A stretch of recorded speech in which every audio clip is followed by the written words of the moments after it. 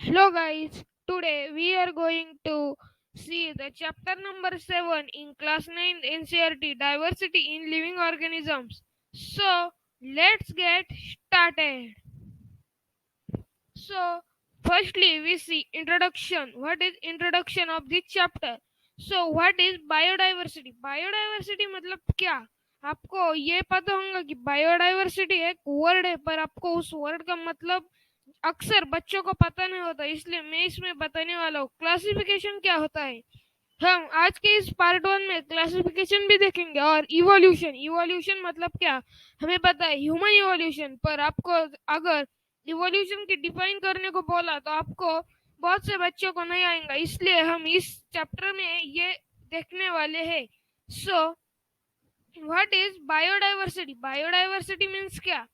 On earth there is variety of life forms. हमारे earth पर, धरती माँ पर बहुत सारे लाइफ फॉर्म्स है, मतलब चींटी, ऊंट, हाथी, ऐसे बहुत सारे लाइफ फॉर्म्स है। वो एलिफेंट से लेके अमीबा तक बहुत सारे है। About 1.7 to 1.8 million organisms exist on earth. हमारे अर्थ पर approximately 1.7 to 1.8 million organisms exist करते हैं। ये एक हमारा साइंटिफिक फैक्ट है। All organisms are different from each other. हमारे धरती माँ पे जितने भी ऑर्गेनिजम्स है वो सभी एक दूसरे से अलग अलग है। अगर आपने हाथी को देखा और अमीबा को देखा, क्या वो सेम है? नहीं ना। और हाथी को या ब्लू व्हेल को देखो, कोई भी ऑर्गेनिज्म लो, मंकी लो, डंकी लो, कुछ भी लो, वो सेम नहीं रहेंगे। They vary in shape, size, colour, pattern, internal structure, habitat, nutrition, external appearance and behaviour. ये सभी ऑर्गेनिजम्स, उनके शेप, साइज हो, कलर, अगर सभी ऑर्गेनिजम्स के कलर तो डिफरेंट होंगे ना, या सभी ऑर्गेनिजम्स के कलर सेम है? अब ह्यूमंस में ही देखो, जो लोग अमेरिका में रहते हैं उनका कलर कैसा है, और जो वेस्ट इंडीज में रहते हैं उनका कलर कैसा है।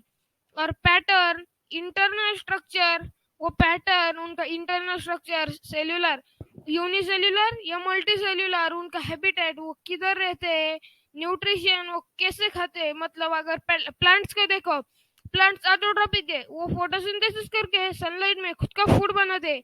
उनको किसकी गरज नहीं होती, उनको किसकी। एक्सटर्नल अपीयरेंस, उनका अपीयरेंस, अब ये देखो प्लांट्स और ह्यूमंस कुछ सिमिलरिटी है, और बिहेवियर, उनका वर्त। So next slide, classification. What is classification? Dropping individual in categories. हमारे सब ऑर्गेनिज्म को कैटेगरीज में डिवाइड करना, मतलब ही क्लासिफिकेशन होता है। Classification is done on the basis of similarities and dissimilarities. Classification ये सिमिलरिटीज मतलब उनका सिमिलर और डिससिमिलर फैक्टर्स पे डन होता है, वो उनका बेसिक होता है।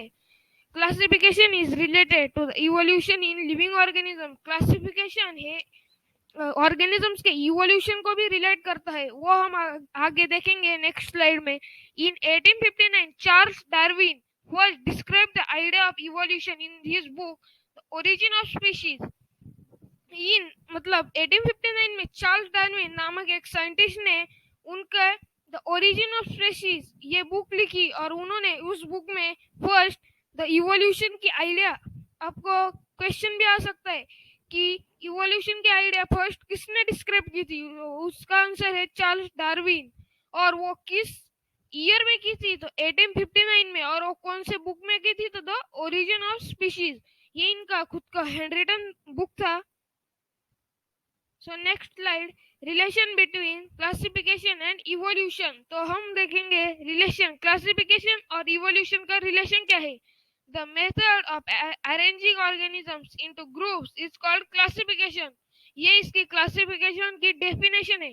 द मेथड मतलब क्लासिफिकेशन इस ऐसी मेथड होती है जो ऑर्गेनिजम्स को एक दूसरे कैटेगरी में अरेंज करने के लिए मदद करती है। The method of arranging organisms into groups, वो उनको ग्रुप्स में डिवाइड करती है। जैसे कि अब होमोसेपियंस एक ग्रुप हो गया, पैंथेरा लियो मतलब लॉइन का साइंटिफिक नेम, वो भी एक अलग से ग्रुप हो गया, वो पैंथेरा। वो हम आगे देखेंगे नेक्स्ट पार्ट में। Evolution refers to a slow, gradual and continuous process by which previously existing organisms develop into existing living organisms। मतलब इवोल्यूशन एक ऐसी प्रोसेस है जो बहुत स्लो होती है, ग्रेजुअल एंड कंटिन्यूअसली चलती रहती है। अब हमारे में देखो, हमारे में इवोल्यूशन अब चालू होगा, मतलब हमारे दादाजी में कुछ ऐसे फैक्टर्स है जो उन्होंने नहीं थे और हम में है, और आगे की जनरेशन में भी हमसे वो ज्यादा और बेहतरीन तरीके से डेवलप होते रहेंगे। So it refers to slow, ये स्लोली होती है कुछ, मतलब एक ईयर में, एक घंटे में, एक दिन में नहीं होती, ये स्लो और ग्रेजुअल मतलब कंटिन्यूअसली चलती रहती है। तो इसमें प्रिमिटिव ऑर्गेनिजम्स एडवांस ऑर्गेनिजम्स में मतलब डिवाइड हो जाते हैं। मतलब जो प्रिमिटिव ऑर्गेनिजम्स थे, मतलब हम पहले पृथ्वी धरती माँ बनी थी तब हम समुद्र में रहते थे, और जो अमीबा वो मतलब उनके इवोल्यूशन होते गए और वो एडवांस होते गए और फिर वो अपने लैंड पे हैबिटेट करने लगे। सो ये देखो, ये क्लासिफिकेशन की फिगर है, ये हमारे ऑर्गेनिजम्स को क्लासिफाई करती है, मतलब kingdom, phylum, class, order, family, genus और स्पीशीज में। मैंने जो बताया था ना आपको, जो पैंथेरा लियो होमोसेपियंस, वो पैंथेरा और होमो जीनस है, और जो लियो और सेपियंस है वो स्पीशीज है। ये देखो ह्यूमन का इवोल्यूशन, पहले हम मंकी, फिर उसके बाद का इवोल्यूशन आपको ये हिस्ट्री सिविक्स में पढ़ाई होगा, मतलब 5th 6th में ये होता है। तो टैक्सोनॉमी, अब टैक्सोनॉमी क्या है? The branch of science that deals with classification is called taxonomy. Sorry, इधर टाइपिंग मिस्टेक है। The branch of science that deals with classification is called taxonomy. मतलब टैक्सोनॉमी क्या है? तो वो साइंस की ब्रांच जो क्लासिफिकेशन में स्टडी करती है उसको हम टैक्सोनॉमी बोलते हैं। Father of taxonomy is Carl Linnaeus. अब टैक्सोनॉमी के फादर, ये भी क्वेश्चन बन सकता है आपके एग्जाम में, who is the father of taxonomy? तो इसका आंसर है father of taxonomy is Carl Linnaeus. So इस पार्ट में तो इतना ही। अब पार्ट 2 जरूर देखना। अगर आपको वीडियो पसंद आए तो please like, share, subscribe and comment. So bye.